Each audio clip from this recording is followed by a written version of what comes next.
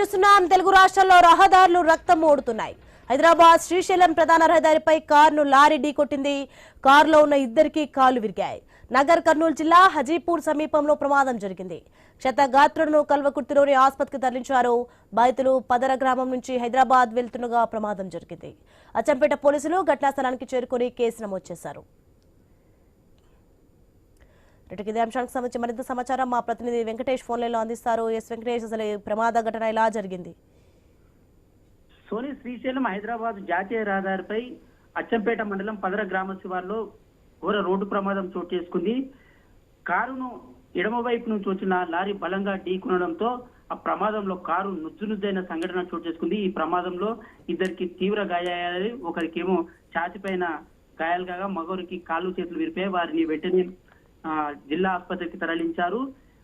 ముఖ్యంగా హజిలాపూర్ శివార్లోని పదర గ్రామానికి చెందిన మన్ననూరు మండల పరిధిలోని పదర గ్రామాన్ని నుంచి హజిలాపూర్ వస్తూ హైదరాబాద్ వస్తున్నారు. ఆ క్రమంలో మన్ననూరుకు సమీపంలోని హజిలాపూర్ వస్తున్న కారు ఒక్కసారిగా ఎడమవైపు నుంచి, వారు ప్రధాన రహదారిపై కాకుండా ఎడమవైపు నుంచి ఒక్కసారిగా రోడ్డుకు అడ్డంగా లారీ రావడంతో కారు ప్రమాద ధాటికి నుజ్జునుజ్జైంది. ఈ సంఘటనలో ఇద్దరితో పాటు మరో మహిళ కూడా తీవ్ర గాయాలైన సంఘటన చోటు చేసుకుంది.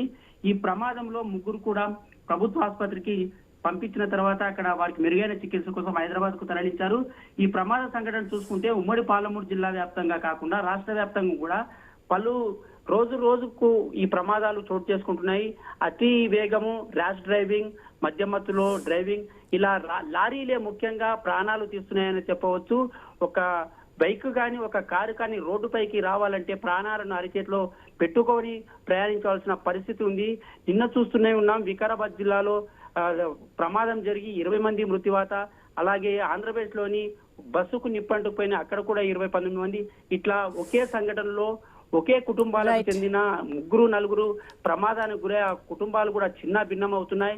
దీనికి సంబంధించి అక్కడ రోడ్డు రవాణా సంస్థ అధికారులు కానీ, ఆర్టీఓలు కానీ, ఇక్కడ పోలీసులు కానీ అతివేగంగా ఇతర వాహనాలపై ఏమైనా చాలన్లు విధించాలా, వేగ నిరోధక ఏర్పాట్లు చేయాలనే దానిపైన వారికి తనిఖీలు లేకపోవడం వల్ల ఇలాంటి ప్రమాదాలు చోటు చేసుకోవడం రోజు జరుగుతూనే ఉంది. ప్రమాదాలను అరికట్టడంలో ప్రభుత్వ అధికారులు అయితే పూర్తిగా విఫలమవుతున్నారని, క్షతగాత్రులు కానీ అక్కడ మృత్యువాత పడిన మృతుల కుటుంబాలు తీవ్ర ఆవేదన వ్యక్తం చేస్తున్న పరిస్థితి అయితే మనకు స్పష్టంగా కనిపిస్తుంది. ఈ ప్రమాదాలను ఆపాలని ప్రజలైతే కోరుకుంటున్నారు. సోని.